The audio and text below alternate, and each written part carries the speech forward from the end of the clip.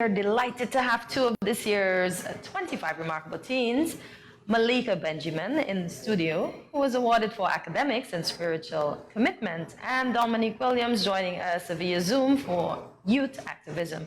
Good morning, ladies, and welcome to our first anniversary. And good morning, SKN. Oh my God, I'm excited. Good morning. It's a pleasure. Dominique? Good morning. I'm excited to be here. When we are excited to have you both, and congratulations on your accomplishment as being two of the 25 remarkable teens here in St. Kitts and Nevis. Thank you. You're welcome. Thank you. So for many, being named a remarkable teen is a goal they have worked towards throughout the years. In this case, how does it feel for both of you that you were named remarkable teens?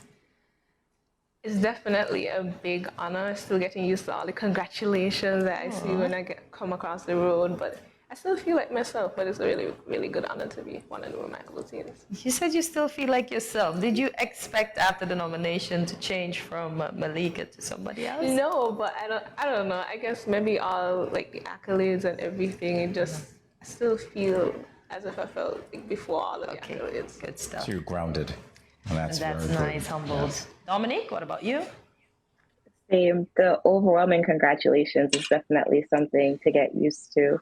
I would say the same. I would say that it's not only an honor, but it was extremely humbling for me. Like being like sitting in that chair and hearing them, I guess, read your bio out loud. I think for me personally, it reminded me of everyone who, I guess, kind of like helped me get here. So the first thing I did actually when I, left the ceremony is that I would have like texted like my aunts and like one of my past mentors, because I would have felt so, I guess, immensely grateful for like everything everyone has done to like, I guess, help me get to this point. I feel like this award is as much an award for like them and the hard work that they've, I guess, invested in me. That makes a lot of sense, actually, Dominique. And I want to follow up with you on that, because in terms of mentorship, what specifically did your mentor do or mentors do that informed who you are today? I think mentorship is very important. And for the mentor in particular, who I would have, I guess, thanked immediately after, his name is Mr. Edinburgh. He would have worked in the National ICT Center, and he would have also been a past Ghanaian. And so as a mentor, he did a lot to, I guess, connect me with opportunities, but then he would have also, I guess, just like told me about his experiences, I guess, let me know almost that there are like more things out there, for example. So, when I was just getting started in like, I guess, technology and like programming, letting me know that there are like different aspects to it, like how, local persons are able to like study and like apply like technology to like our own setting. And I think most of all, like kind of like having someone to like hear you and I guess like, I think treat seriously, but like at the same time, like someone who is invested in like seeing you succeed. I think that's very important for like everyone to have. And your mentor, Fitzroy Edinburgh? Mm-hmm. I know him quite well, yes, right. Indeed. So the areas that you ladies were awarded in, did they come as a surprise for you? I'll start with Malika. No, because I guess when I look at my life and I think about it, I've always been an academic person, so it's not a surprise to me that that's what they gave me the award for. Spiritual commitment. Well, the spiritual commitment one was a surprise, because I thought they only gave you like one award per thing, but they combined it surprisingly, so it was definitely a surprise to get that one. But it's true for all the measure. And we know that in today's society, being spiritual committed is not a hype thing. No. So that's a good thing to be awarded for. And Dominique, what about you? I think I was just a little surprised, I guess, because I usually, I guess, associate like activism with, I guess, being more out there. Like you have to be a public figure, you have to be like boots on the ground, like working hard. And I mean, I do consider myself kind of like an advocate when it comes to, I guess, youth issues and climate change especially. And so I think, I guess, having other people realize that that's something I'm passionate about and very vocal about was kind of surprising, but also inspiring, because it's letting me know that my voice is heard in the different, I guess, avenues. And so I guess, inspire me to continue, I guess, advocating for the things that I care deeply about. Right. Malika, I need a little more information from you. I understand the academics part of the award, but the spiritual commitment. Explain your work in that field and why you were recognized for that. Okay, so the spiritual commitment is definitely something that is important to me in my life. It basically forms the foundation for everything that I do, even though I like not to think of it as just like a segment of my life, but a part of my life that drives all the other aspects of it. So with that as the foundation, it allows me to excel in all the other areas, because now it wasn't always something that was as important to me, but definitely within the past like 2 to 3 years, it became like super duper important to me, and I basically like now find it as like the major priority. And I'm more involved in church. I definitely use it a lot more like to express my faith, and I'm a lot more like confident in doing that now. So yeah. So around your friends, how do you feel, or how do you express, or how do you try to get them to know the spiritual being that you know too? I don't force anything on anybody. All I can do is just start with myself, essentially, and whatever impact I hope to leave on them, I hope that they could see that it's not because of myself, it's not because of anything, but because definitely it's what God put inside of me, and I'm just here to benefit you all. So. Oh, so lead by example. I love that. I love that. All right, so Dominique, we're going to focus on you again. Very surprised here that you wrote and passed 7 subjects even before entering Form 5. I'm like, why did you go to Form 5 after all? In any event, congratulations on that. Great accomplishment. So was that always your goal, to write that many subjects before 5th Form? Definitely wasn't my goal. It was more of something that happened. As I'm thinking back on it now, I can't even quite remember how that happened. I would have sat 3 in 3rd Form, and I guess got grade 1 passes. And I was considering doing more in 4th Form. And if I'm remembering correctly, that was about when I guess the pandemic kind of hit. And unfortunately, some areas of like school life were, I guess, kind of struggling to get back to normal. And so then I guess I had that privilege where, worried about like what my education would look like, maybe using these classes to, I guess, help support like what is being learned in the classroom. And then in the end, just deciding to sit the subjects and then passed again in 4th Form. This would have been 4 subjects. And I think that doing them early would have not only been a benefit to me, but also some of my peers. Having seen the material, I guess, early at clock or like ahead of time would have allowed me to tutor like some of my classmates, which I used to do in 3rd and 4th Form. And definitely was not something I planned to do, but it was something that kind of, I guess, happened. And so yes, I'm very happy with the results. Yeah, you should be. It's definitely a great accomplishment, Dominique. Very proud of you.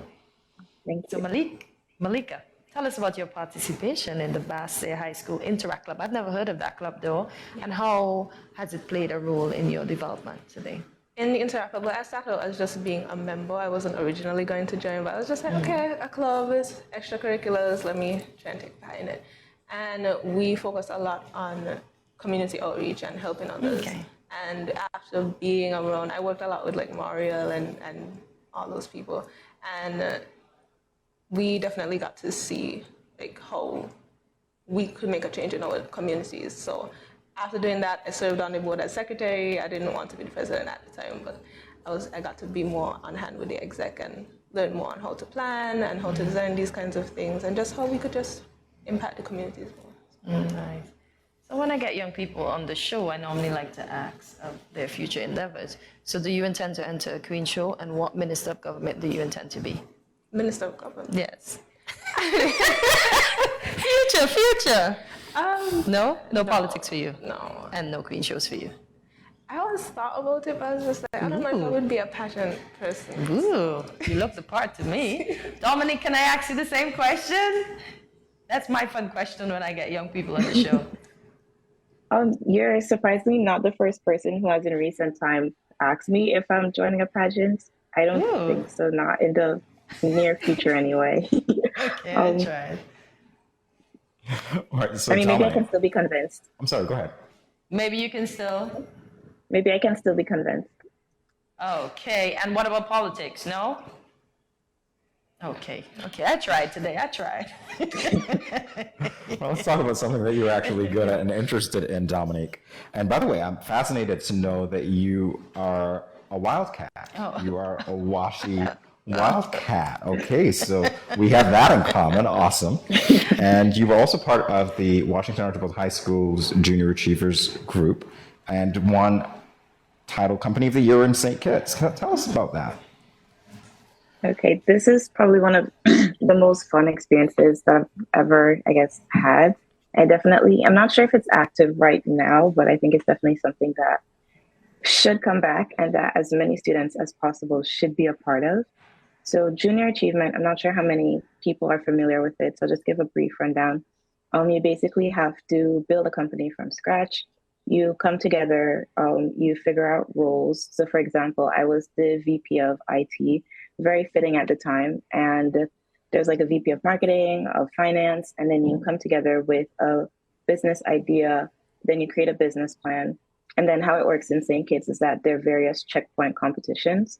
So then we had a pitch competition where we had to basically pitch our competition, and then we had a mock stock exchange, and then we had to like run our business, create the products, sell them, do up like financial statements.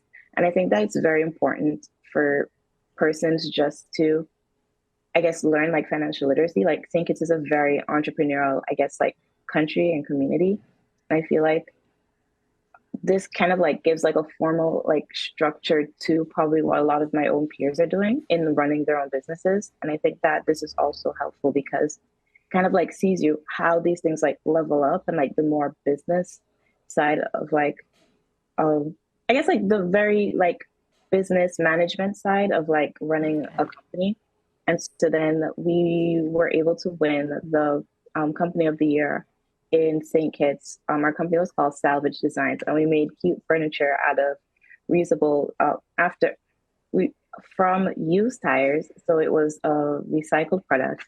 And then we were able to go to Punta Cana in the Dominican Republic to represent St. Kitts with probably about 30 or 20 other countries, or about 20 other countries from Latin America. So that was very exciting. It definitely sounds exciting. Just a follow-up question for you, Mrs. Elliott. Is she still involved in that program when you were there? When I was there, yes, she was. I know that Did she you do works junior very hard. achievement? Yes, I know that she worked very hard with the junior achievers as well as others. So great to see that you had that experience with them. Look at the Wildcat guys. Look at the Wildcat guys. So Dominique, along the lines, you spoke about using recycled material to make your furniture. I noticed that you're an advocate, and you would have touched on that earlier, for sustainable development, climate issues, and food security. What motivated this passion? I think that is definitely something that should be on the mind of every person living in the Caribbean. So, a lot of, I guess, the focus of my advocacy basically is that, you know, being in the region that we are, St. Kitts and Nevis, and the rest of the Caribbean, the OACS, CARICOM, will be disproportionately affected by climate change. I think because I guess, narrative about climate change is so dominated by like the global north. It's like, oh, melting ice caps, rising ocean levels. But these are things that probably in our mind won't really affect us. But then if you, I guess, kind of equate it to the drought that we've been having, the massive hurricanes that have been battering our region like almost year after year, the shrinking coral reefs and therefore shrinking like food supply for like our fisheries industries. Like these are things that we all experience. Like nobody in St. Kitts has not had an experience when it comes to like water shortages or whatever. And that's just the fact that, you know, the world is getting harder. The fossil fuel emissions that we're not producing because we're tiny and we're like, but a speck in like the whole, I guess, emissions output, it will still come back to affect us. And I think that by focusing on this, it allows us to, I guess, think more critically in like how we're able to like develop our nation. I feel like we're in a time where like, I guess we can make that kind of shift, or we can like make it a priority to, I guess, put sustainable development first. So, like as we're building our country, you know, we're thinking about, well, you know, how are we going to, I guess, create systems that are water efficient? How are we going to create systems that are disaster resilient?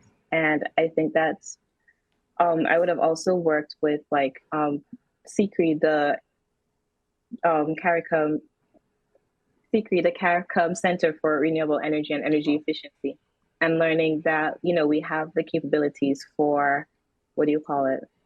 For renewable energy, but then what we lack is the finance. And so then like pinpointing those problems and like how that could be solved is something else that I'm really passionate about, and is probably considering like doing or like work them continuing in the future.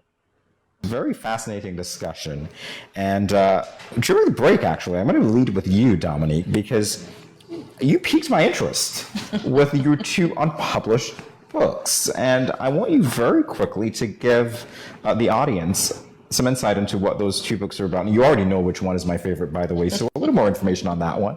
What do you have to tell the public about those books? Okay, I'll just be kind of brief. I personally, I like fiction. I read a lot as a child. And so then the first book I would have written was like when I was first getting into, I guess, learning about climate change and then experiencing what some people call climate anxiety, which is a feeling of not being able to do anything. So in that frustration, I would have written a sci-fi novel that's basically, you know, humanity has destroyed Earth and now has to like move to Mars. But then at the same time, you know, like Earth is the only home that like people have ever really known. So is it possible for you to like leave that behind? And so that's kind of like the question that's like grappled like within the book. Like if we leave behind Earth, are we also leaving behind like part of our humanity, our culture, our languages? And then I feel like the next book I wrote was, I guess, a little more local, where I was trying to, I guess, write about the stories that I hear in my own community. So very like centered on like Caribbean voices, specifically like Kiddishan voices, but then also trying to, I guess, like capture like different elements of it. So it like focuses on like a relationship between like a mother and a daughter, between like friends who grew apart, between like two persons who become new friends. And I'm still writing that one. It's mostly completed, but I think if I ever publish either of the two, it might be that one. Aww. Jamie, you'll have to wait for that sci-fi. I'm just going to wait for the sci-fi. That's all. We're all going to wait for the sci-fi, but... Malika, valedictorian, Basse High School. And well, I could not have predicted this career. You want to be a dermatologist. Yes. Why? For a big part of my life, I spent a lot of time thinking, and everyone was like, what do you want to be? What do you want to be? And I was just like, I don't know. And they kept stressing me about it. And I had to sit down for a really long time. I was like, okay, I'm good at science. I like sciences. Science is interesting. But I don't want to be just a person that says, oh, I want to be a doctor. Because what kind of doctor do you want to be? So I started taking like interest in the skin and how the skin operates. And I kind of like beauty, you know, so it's kind of like a passion of mine. So I thought, like, going into dermatology, into the skin, mind you, it's like one of the hardest specialties. But I mean, I think that I could do it. Okay. So have you used your science to develop any skin products just yet? No, I haven't. Okay. But working on it? Maybe. It could be a future project you can do. We're pushing you somehow. I hope not. One thing I hope not. But congratulations again on being the valedictorian of Basse High School. Well, Malika, you're also a talented artist. So which art forms do you enjoy? I try a little bit of everything, honestly. My most recent is poetry and painting, which I've taken a liking to painting, even though I've drawn all my life, and I've done more work with like colored pencils and more like traditional art. I haven't gotten into digital media yet. I might take a footstep into that, but I even like crochet, so anything artsy, creative, I've touched my foot in, basically. Wow. Right? Okay, I'm going to ask you because we know that Dominique has unpublished books, so the public doesn't really know about them. Your work as an artist, how many people know about them? Have you shared your work? I feel like more if you connected to me family-wise and you've seen some of the stuff that I do. I even have a painting hung up here in the office with dragonfly. I don't know if you guys know that. But Are you serious? I do. Oh, this is the artist behind that Can somebody painting. get me that painting? I want to hold it in my hand. I'm serious. Can somebody, like, if you can take it off the This wall is and bring it, I think our Dominique. viewers This need is to see it. Malika, you should see. So, can somebody please bring me that painting? You're not going to be off the hook, okay? Not yet. People keep That was asking you. me if I have a business or anything. No, because I feel like if I start one, then I have to be committed to it. And if I get too overwhelmed, I kind of tend to like back It away takes away from your stuff academics. sometimes, So, Oh, okay. but I'll get around to it. Well, at least you have more than one thing to fall back on eventually. Yeah. That's sweet. So when you're extra stressed, is that when you produce your art, or you just produce art? Art for me is something like that comes out on a whim. If I try too hard to do it, then it just doesn't come out right. And sometimes I found that if I thought about it too much, then the artwork made me even more stressed. So I try to not think about it as hard and not make it like as pressure. 'Cause it's supposed to be stress relieving. So. It is indeed. Well, very fascinating. Dominique, we are back to you. 2022 Yale Young Global Scholars Program. You were part of that. Tell us about that. Yes, so that was an incredible experience. Unfortunately, because of COVID, it was online. It's back in person this year. And traditionally, what would have happened is that I would have gone to the Yale campus and experienced teaching from Yale alumni. But in this program, it was still as rewarding. So there's, I think, there's four different programs that you can take. There's one based on science, one based on law and politics, one based on art, culture, literature, and the one that I did, which is called Solving Global Challenges. And basically that's like an interdisciplinary approach to social justice issues, to climate change, of course. And I guess it also has like measures of like international collaboration as well. And it's not as content based as it is like analytical based. So kind of like you're looking at a problem, but it's not necessarily you're memorizing, oh, like what is this problem, or memorizing solutions to it. It's more like discussing with peers, like, this is something that is being faced. How are ways that we can approach it? How are ways that other people have approached it as well? And being, I guess, a global scholar, like being in a digital classroom with persons from India, with persons from Canada, with a person from China who had to wake up in the middle of the night every day to join the session, definitely would have like broadened, I guess, like the perspectives of like the conversations, but then also being sometimes being the only Caribbean person in the room, and probably the only small island person, only Kiddishan person in the entire program, that definitely lent a unique voice to, I guess, the perspectives, especially when they did come to things that I'm passionate about, such as, climate change, or I guess the ways in which, I guess, like colonization has like impacted like the region. It seems like that program is very rewarding, and I like that because it put you in a position where, as you rightly said, you weren't just memorizing things, you were actually trying to solve difficult problems, appreciating that there were no easy answers. So collaboration, understanding, listening to people, sharing your perspectives, all very important things.